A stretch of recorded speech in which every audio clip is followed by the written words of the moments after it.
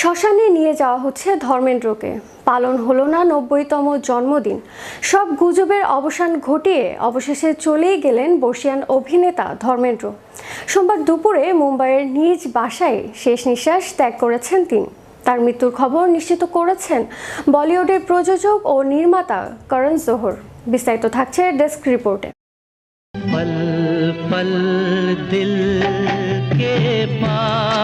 শ্মশানে নিয়ে যাওয়া হচ্ছে ধর্মেন্দ্রকে। পালন হলো না ৯০তম জন্মদিন। সব গুজবের অবসান ঘটিয়ে অবশেষে চলেই গেলেন বর্ষিয়ান অভিনেতা ধর্মেন্দ্র। সোমবার দুপুরে মুম্বাইয়ের নিজ বাসায় শেষ নিঃশ্বাস ত্যাগ করেছেন তিনি।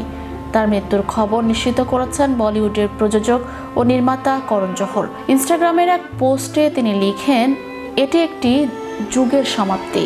একজন বিশাল মেগা তারকা মূলধারার সিনেমায় একজন নায়কের মূর্ত প্রতীক, অবিশ্বাস্যভাবে সুদর্শন এবং সবচেয়ে রহস্যময় পর্দার উপস্থিতি। তিনি ভারতীয় সিনেমার একজন প্রকৃত কিংবদন্তি। সিনেমার ইতিহাসের পাতায় সংজ্ঞায়িত এবং সমৃদ্ধভাবে উপস্থিত, কিন্তু বেশিরভাগ ক্ষেত্রেই তিনি ছিলেন সেরা মানুষ।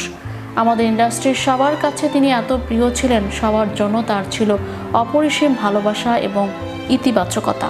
তার আশীর্বাদ, তার আলিঙ্গন এবং তার অবিশ্বাস্য উষ্ণতা শব্দের চেয়ে বেশি মিস করা হবে। তিনি আরও লিখেন, আজ আমাদের ইন্ডাস্ট্রিতে একটি শূন্যতা তৈরি হয়েছে, এমন একটি স্থান যা কেউ কখনো পূরণ করতে পারবে না। সর্বদা একমাত্র ধর্মজি থাকবেন। আমরা আপনাকে ভালোবাসি স্যার, আমরা আপনাকে অনেক মিস করব। আজ স্বর্গধন্য।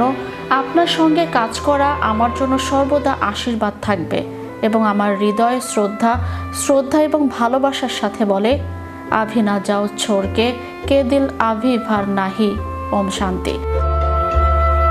অভিনেতাকে ইতিমধ্যে শ্মশানে নিয়ে যাওয়া হচ্ছে। অভিনেতার পরিবারের সদস্যদের পাশাপাশি অন্য তারকারাও শেষবারের মতো ধর্মেন্দ্রকে দেখতে ছুটে যাচ্ছেন। এমন ভিডিও সোশ্যালে ইতোমধ্যে ছড়িয়ে পড়েছে। এদিকে চলতি মাসের শুরুর দিকে শ্বাসকষ্টজনিত সমস্যা নিয়ে হাসপাতালে ভর্তি হয়েছিলেন ধর্মেন্দ্র। সে সময় তাকে ঘিরে মুহূর্তেই ছড়িয়ে পড়ে গুজব, যা নিয়ে ক্ষোভ প্রকাশ করে অভিনেতার পরিবার। এরপর সুস্থ হয়ে বাড়িতে ফেরেন অভিনেতা। আগামী ৮ ডিসেম্বর অভিনেতার ৯০তম জন্মদিন, আর তাই বিশেষ এই দিনকে ঘিরে গ্র্যান্ড সেলিব্রেশনের পরিকল্পনা চলছে বলেও জানা গিয়েছিল। ইতিমধ্যে তার স্ত্রী হেমা মালিনী সে প্রস্তুতিও নাকি শুরু করে দিয়েছিলেন, কিন্তু জন্মদিন আর উদযাপন করা হলো না বলিউড হিম্যান এর। ম্যাজিক বাংলা টিভি, বিনোদন ডেস্ক।